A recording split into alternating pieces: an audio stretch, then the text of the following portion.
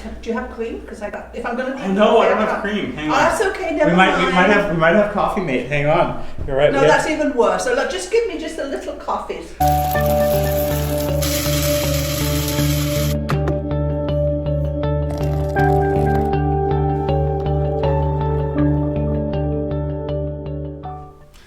Well, everyone, welcome back to another episode of A Cup of Joe. As always, I'm your host, Joe. Today with me, we have a very special guest with us, the one and only Irene Bidnell, who you probably know from Vogue magazine. Just kidding. Irene, how about, for people who don't know you, how about you share a little bit about yourself? Okay, we've been coming to Bethel for 40 plus years, I guess. We used to live in Ladysmith. Then we moved because of work to North Nanaimo.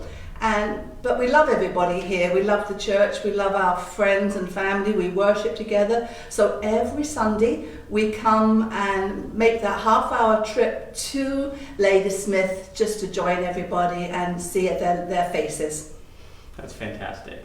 Now, you have this amazing English accent. Mm-hmm. So, did you grow up in England? I was born in England and I lived there till I was at least 21. So hence, I didn't lose the accent.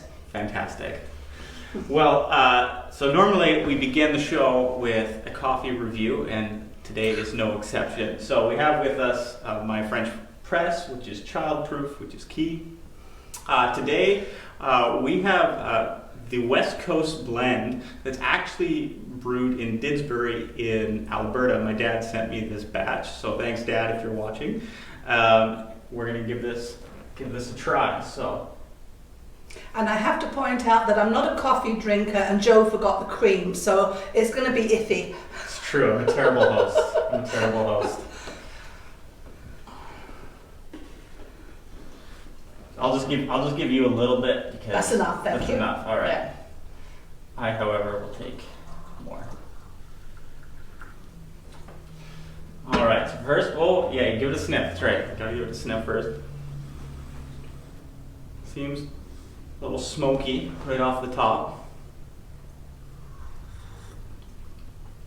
I think with cream it would be wonderful. Hang on. Just need another sip here. My glasses are fogging up.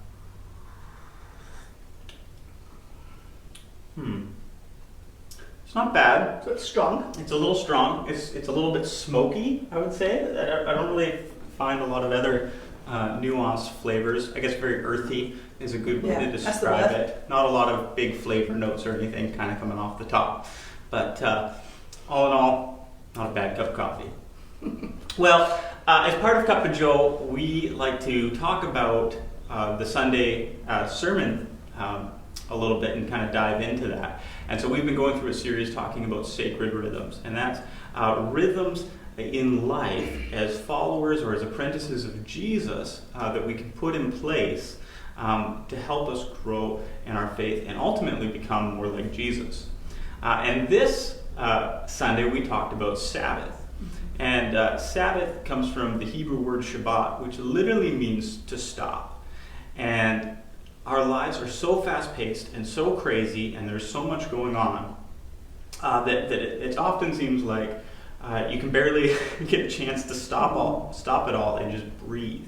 And so God actually designed into the rhythm of creation a day called Sabbath, a day of rest.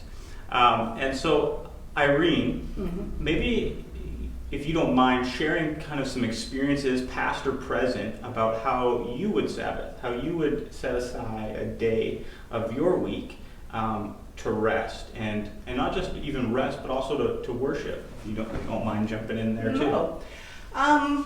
Years ago, when our kids were little, we would bring them to church, Sunday school, and we would come to the service.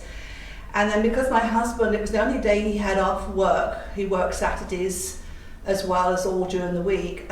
We would come to church, and then we would take another friend that was coming to church. We'd take all the kids, say, to Victoria and have a picnic and just celebrate family.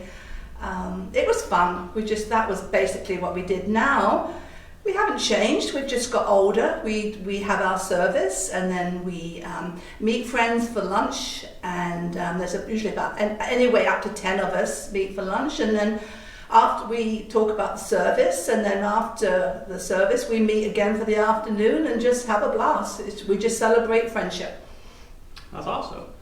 You know, and it's so interesting, you know, when you think about Sabbath as worship too, right? Mm-hmm. Often I think when we think about worship is the service, right? And that's definitely a component of it.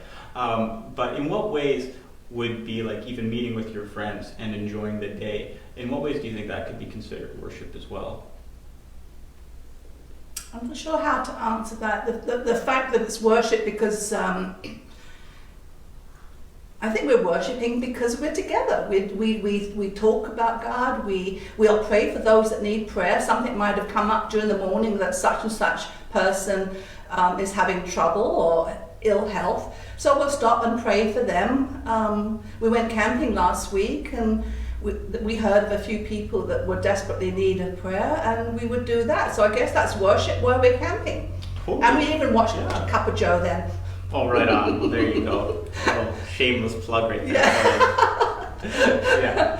No, but that's totally it. And I think even gratefulness, right? Like even taking the time to enjoy friendship, taking the time to enjoy creation is an act of worship in itself, as long as we're recognizing who it is who's blessed us with those friends and those relationships and with the creation that we find ourselves in. Now there was one component of Sabbath which was maybe a little bit newer for people who aren't familiar with it, and that was that Sabbath is the idea of resistance. Oh yes. And part of the logic for Sabbath given in the Bible is in a very consumeristic culture that really is built on the backs of people who are poor. In our day and age, that would be people working in sweatshops and factories and things like that. How is Sabbath a way to kind of stop and push against that overblown consumerism, that idea that if I just had a little bit more, then I would finally be happy? I know, nice softball question for you. I'm not too sure how to answer that. We can resist by doing the things that we like to do, make Sabbath calm. And on Sunday I was thinking that in all things be content. No matter where we are, what we're doing, we should be content whether we have money, because sometimes I find that people with money always want more. And on the other edge of that is our kids, when they were young, were saving for college. They had to work on a Sunday and they had school Monday, so we couldn't say no. I guess we could have, but we didn't, because they were trying to contribute. So I think we have to be aware of consumerism, because Christmas is one of my dead.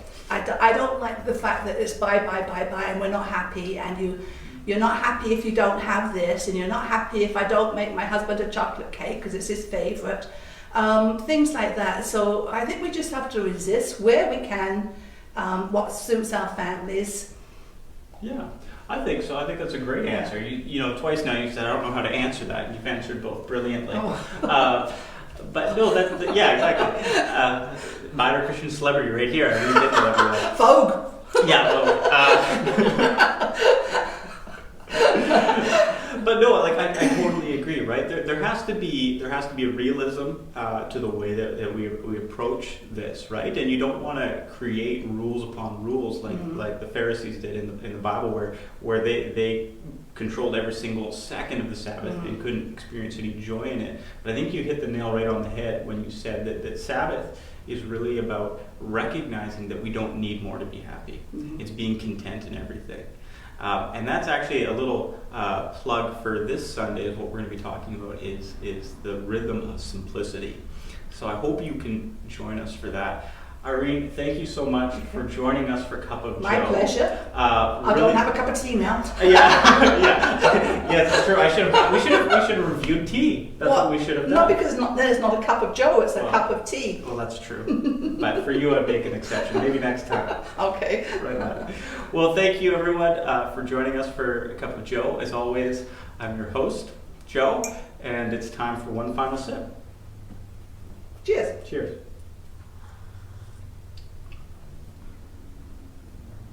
It's smoky. Yeah. See you, everyone.